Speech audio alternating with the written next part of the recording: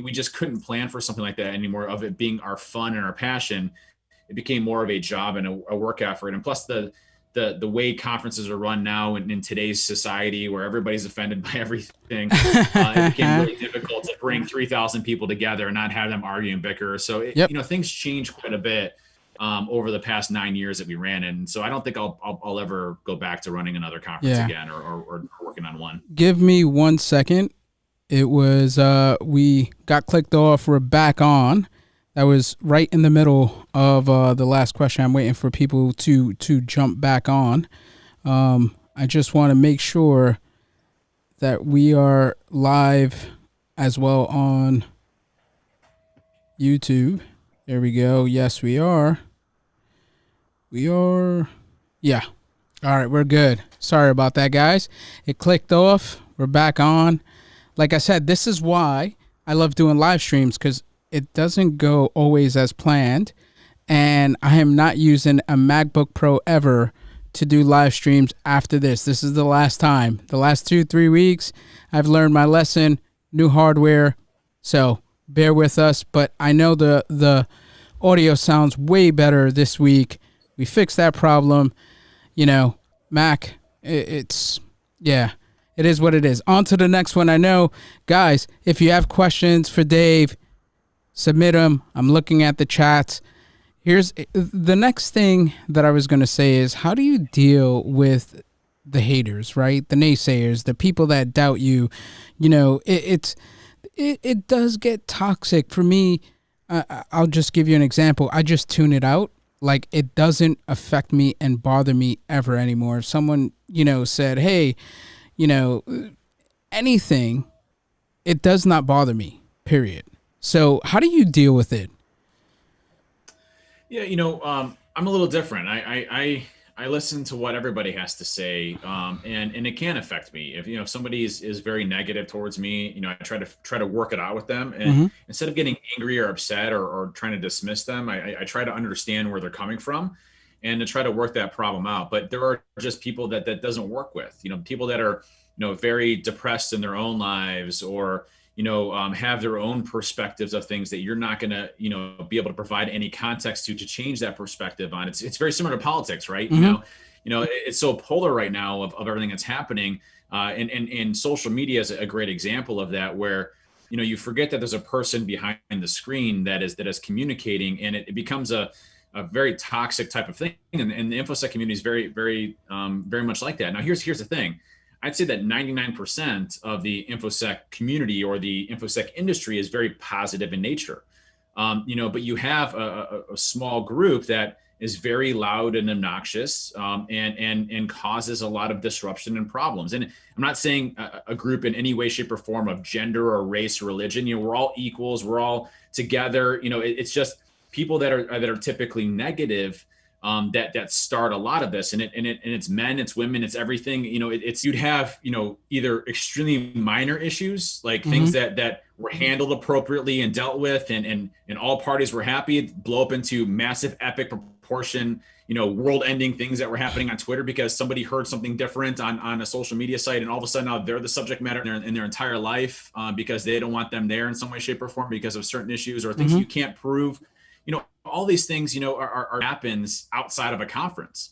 And that's just that's not logical. It's not possible, and it's a very different demographic than, again, 9 years ago when we first started DerbyCon, and it became, we're not comfortable with security at the conference, where they didn't want anybody in security to be there, or they'd say, hey, well, there's a police officer there. I'm perspectives, where you're just trying to throw a place that everybody can be safe at, social media, where you're constantly trying to have to defend a decision, based on the evidence that you have, but you have to explain it in less than 140 words or 255 characters, whatever it ends up being, and you can't talk about it because it's sensitive of one person versus the other. And, it's just a mess. So, that definitely wore me down quite a bit. It wore all of us down, where, when you look at DerbyCon 1, we didn't have any major issues, period, throughout the entire running of the conference, but things were blown up to epic proportions to make it look like there was, issues that were happening at the conference. And that's difficult when you're having to, fight an enraged culture of people that are coming at you for no apparent reason. And don't get me wrong, we could have handled the situations, better when you're attacking somebody personally, you get Mm-hmm. personal back and you're like, why would Yeah. you ever say that? You have no idea what you're talking about and you're insulting the person in the back end. So it goes both ways on all those fronts. But, for me, I really try to get along with everybody. I really try to respect everybody. I don't hate anybody. Yeah. And when somebody says something negative, especially if it's on social media, I just block and move on. I to your point, I ignore it now. I don't even deal with it. It's not worth my time or effort. They're not worth my time and effort. It's not worth me getting upset for anymore. I've literally learned to just completely move away from those types of toxic people. They're just usually just really, and it's unfortunate. They're just really unhappy in their own personal lives, and Yeah. they are looking for an outlet for those. And it's unfortunate that we have folks like that in our society that can't get that type of help. But I do wish them the best. I really do. Yeah, I agree. For me, you know, I just completely ignore it. Like, I was like, why is DerbyCon over? Okay. Like, I don't even care about the drama. I don't even know what it's about. All I know is DerbyCon is no longer. That's it. It was the last one. I remember I was like, oh my God, okay. I guess we gotta, smell the flowers before it's gone. And that was it. I truly don't know like the backstory. I don't try to even involve myself in like negativity. I don't know. I have like zero clue, nor do I care. Right? Like I said, I just move on to the next. People say stuff. Okay, cool. Like that's It you. was I'm just focused. Yeah, and I think to the larger community, I think a lot of folks don't understand what we had to deal with on a regular basis. Hmm. And it was not just our perspective, just in general. What people have to deal with from a negativity perspective is a whole different ballgame than it was 10 years ago. And so, Yeah. like a great example, we had an individual, that what I'm trying to think of the best way to that was very disruptive Hmm. at the conference and came there with the intent of being disruptive, Ah, right? okay. The whole purpose was to come there and to cause issues. So, Hmm. they're going and harassing vendors, and they were, offended that, they had a comb, for example, and like one vendor was offering combs, and it wasn't a certain type of comb. I don't know. There was a lot of just weird things that people are offended with now, and having to balance those polar opposites is a very difficult thing. Yeah. And one of the things I fully agree with. We implemented a code of conduct, and I fully understand why that those are needed. Creating a safe environment that, as much as possible, in conferences. And we had no idea how to do any of that stuff, Yeah. starting a conference, because we were just, we started in a pizza shop. So, we learned and we kind of grew, as time went, but it just got so much more. And when people ask, like, why did Derby for fun and excitement and everything else they were doing, it became a job. Mm. And that's not what we ever wanted for DerbyCon. DerbyCon, we never made money off of DerbyCon. Every year was just to throw into bigger bands. It was to create the most epic conference that you've ever been to. And an amazing experience. And so when it changed from that to, this is a task, this is a burden, this Yeah. is things that we have to go It through. wasn't The whole fun thing just, anymore. That's why you leave it jobs, wasn't fun right? anymore. Yeah. Right. You either Exactly right. when you leave jobs, you're either leaving your manager because you don't want to work for him, or there's another opportunity that you want to do, but it doesn't become fun, because when you love something and it's fun, you don't leave. So switching gears, one of the things that I've noticed over the last few years, I turn on CNN. Has that helped you grow your business and profile? Yeah, the media stuff is actually kind of fun. You never know what you're going to get when you go on those shows, because they don't tell you ahead of time, like, hey, this is what the questions are going to be. They basically tell you this is what the topic is going to be, and make Mm-hmm. sure that you're well versed in that specific topic. And for me, it actually started at DEF CON. I'm good friends with Kevin Mitnick, and Mitnick came up to me and he's like, hey, I can't do this news interview. Do you want to go and do it? And I think it was CNN at the time. So they want you to have prior experience on being on a news organization. So that kind of opened the doors a bit for me to start to get into the news and media outlets and things to that effect. But then what really kind of blew the doors off was during the whole healthcare.gov issues that were happening, where the website itself was crashing all the time and it couldn't stay up. And so, we started looking or anything, because it's government system. You don't want to get in trouble for that. Yeah. And so I did some testimony in front of Congress, testifying in front of Congress on the security related issues around healthcare.gov. And that really blew me up to doing Fox, CNN, MSNBC, CNBC. And that really got me my media kick start for being kind of a subject matter expert in the cybersecurity area. And then that from there kind of amplified my exposure to those. So, started off small and then it kind of just grew from there. And the really big media piece that happened with healthcare.gov was Pump out code like regularly.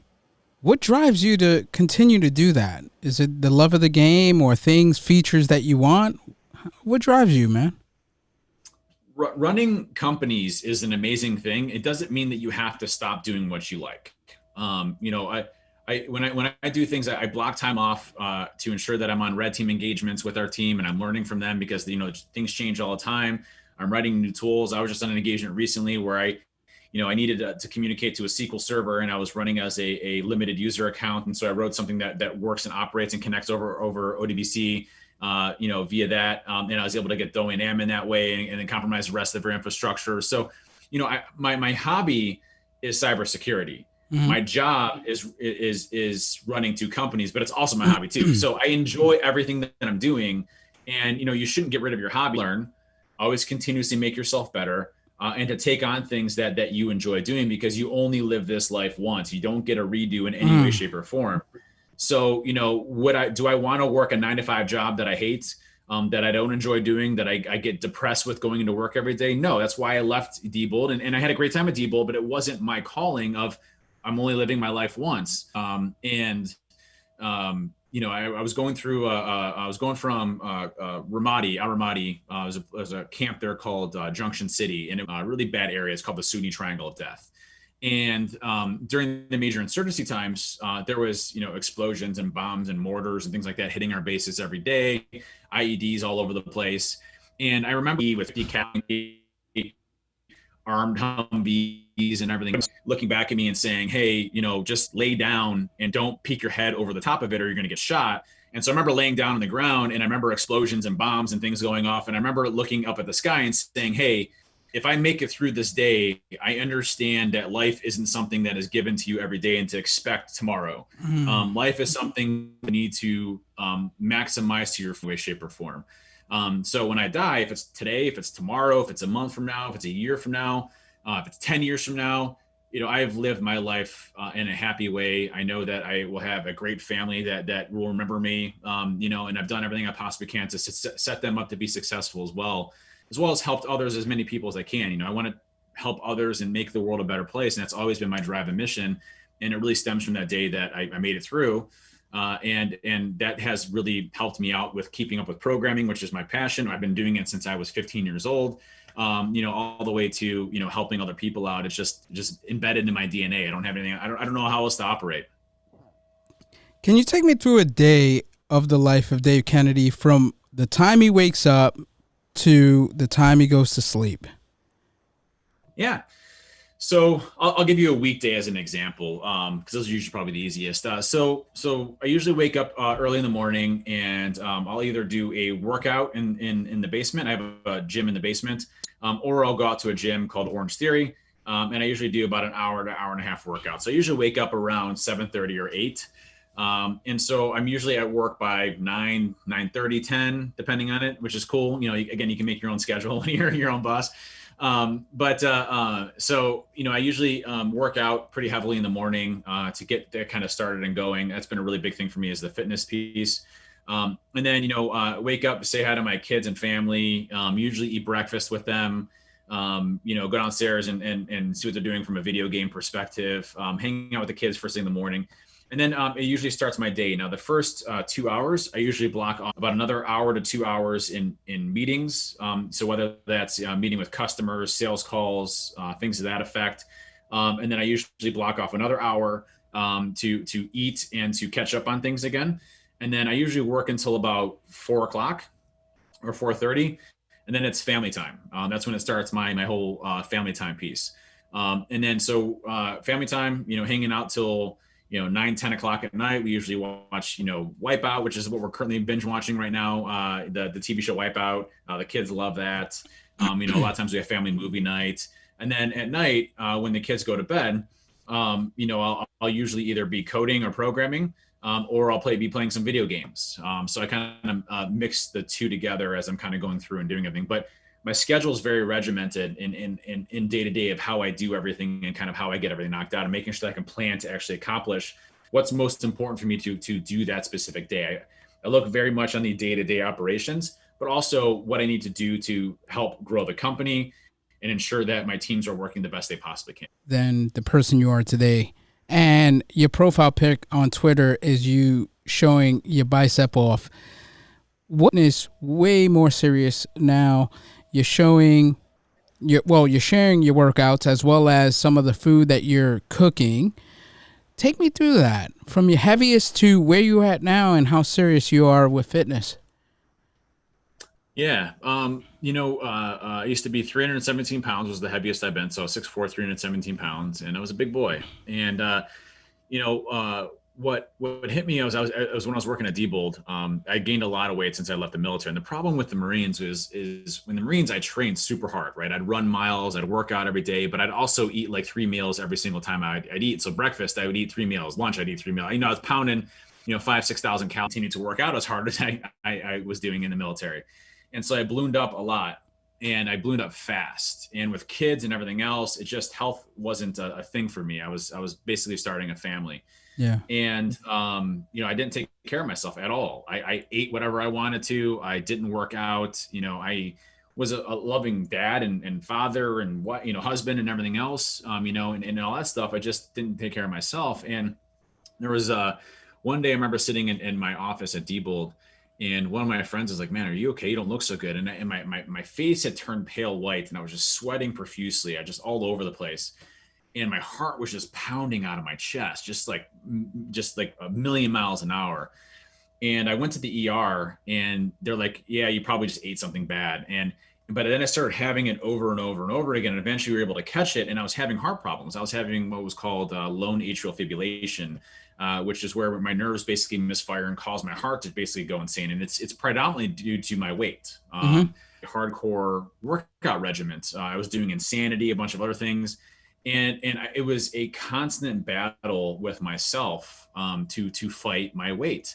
I would drop 20 pounds, gain 10 pounds, drop 30 pounds, gain 20 pounds. And I just couldn't keep it off. And I was doing everything I possibly could. I mean, tried all these things and just wasn't successful. And so I ended up doing a bariatric surgery called the gastric sleeve, where they basically take your stomach and they cut half your stomach off and you have a tiny stomach. And that was a new tool that I didn't control my portion sizes. And that was a really big game changer for me, where I dropped, over 110 pounds, almost instantaneously over a span of about a year, where I was able to cut that weight off and then keep it off. Now, when COVID hit, and all the traveling that I was doing and everything else, it became very difficult for me to continuously keep that weight off again. I started spiking up again. I went from, 200 to 210 to 220 at my heaviest. And I'm like, in 220, I'm like, "Listen, Dave, we have to have a talk. You and I have to have a talk. I don't want you to get to big Dave again. I don't want you to get to that 317-pound Dave that you once knew, and you're going there. Like, even though you're trying to eat salads and everything else, the sleeve itself has grown larger over the years. Your stomach starts to expand over time, and you can eat a lot of food again. Not a lot of food, but enough for you to gain weight. And if you keep going this way, you're going to be back to the same Dave as before." And something just clicked in my head at that point in time, where my mind's like, "I'm not going to do this again. I'm not going to go through having to lose all this weight and everything else that was incorporated to it. I'm going to change my life." And that's really what happened. Is I started off with a gym. I worked out a ton, and literally my mind has changed from it's because I want to. I woke up this morning at 6:45 in the morning, which I hate the mornings. I hate the mornings. I'm like the worst morning person ever. And I woke up at 6:45, excited to go to the gym to do a 90-minute workout that I hadn't done before. I've only done the 60-minute ones at Orange Theory. I did a 90-minute one today, where I ran over 5.5 miles for 50 minutes. And then for another 40 minutes, I was doing rowing and lifting weights, things that I never thought I could do before again. And, it really changed my perspective of things that, listen, I want to be here for my kids. I want to be here for my family. I want to be fit. I want to be in the best shape of my life. And I can do that. I have workout equipment here in the gym where I can just walk over here really quick, and I can just, do some little weights. I can just, lift some shoulders. Getting that fixed for food. Food's not my crutch anymore. It's my benefit to getting myself fuel in order to work even harder. Nice. What would you recommend for people to do that aren't as active during COVID and hours a day? What would you recommend them do to just go ahead and start, right? Just start and becoming more active. Start off with small goals with yourself. If it's listen, I'm at, weight is a great example in calories. So those are